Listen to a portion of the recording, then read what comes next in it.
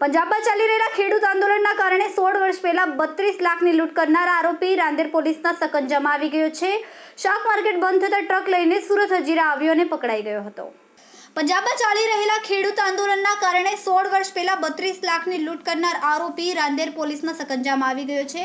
શાક માર્કેટ બંધ થતા ટ્રક લઈને સુરત હજીરા આવ્યો અને પટકાઈ ગયો હતો। 2008માં ભેસાણ હાઈવે ઓકેશ્વર પાટિયા પાસે 21 ટન 510 કિલોગ્રામ લોખંડની પ્લેટ લઈને જઈ રહેલા ટ્રક ટ્રેલરને આંતરીને ડ્રાઈવર ક્લીનરને રિવોલ્વર બતાવી અપહરણ કર્યું હતું। બાદમાં બંનેને બાંધીને ખેતરમાં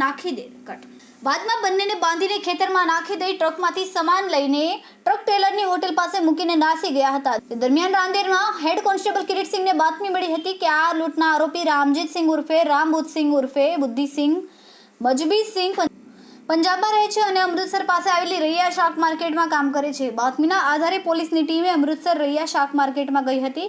જો કે ખેડૂતોનું આંદોલન ચાલતું હોવાથી ત્યારે પોલીસે તપાસ કરીને આવી હતી। દરમિયાન પોલીસને આરોપી ડ્રાઈવર તરીકે નોકરી કરતો હોવાનું જાણવા મળ્યું હતું।